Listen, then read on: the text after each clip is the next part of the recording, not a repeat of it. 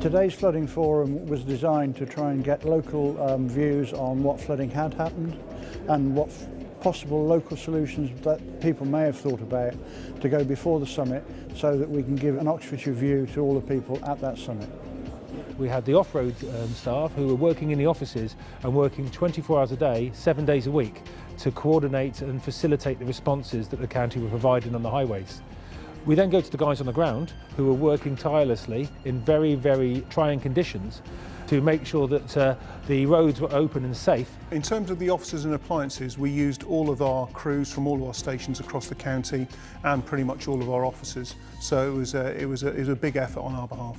What we've seen is regular occurrences of flooding. Certainly since 2007 we've seen it on a relatively regular basis. So it is starting to feel for some people like the new normal. Well, when I think about my 28 years in the Fire and Rescue Service, during that period I've seen 9 wide-scale floods. But I've actually seen 5 since 2007. And I think that demonstrates quite dramatically how the frequency of flooding is increasing. I have grave worries about the economic impact that is going to happen to businesses each time this is repeated.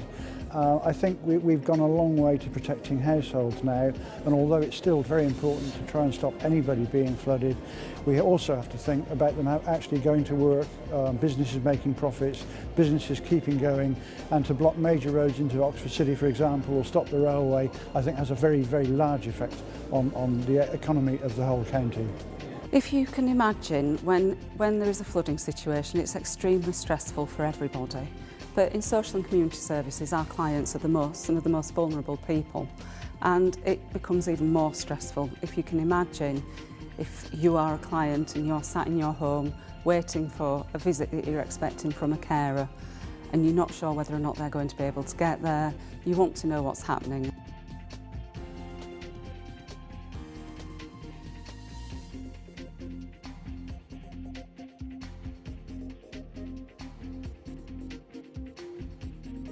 It's affecting to receive the deliveries. It's affecting the customer can't get to us, and because the main road is flooded. So I would say we're losing about 2,000 a day in sale. Because of the flooding claim that we had before, our excess went from £500 to £20,000, which was just astronomical. But they were the only company that would actually offer us any kind of insurance at all.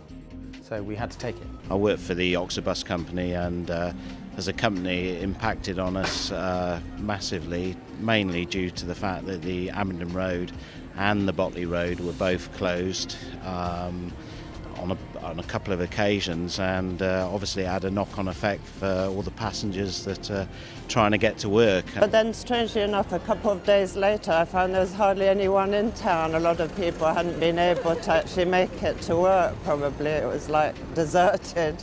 Well, I think for about 4 days in one particular week we could not take the bus into Oxford as we normally do, and this is quite inconvenient for us. The recent floodings have had massive impacts on the operations of the roads within Oxfordshire. There's been significant areas such as Abingdon Road and Botley Road which has been impacting the main operation of Oxford as a city and a commercial hub. But also we can't forget the wider Oxfordshire, where we've had a lot of rural roads and minor villages and town roads which have been seriously impacted by the flooding experienced.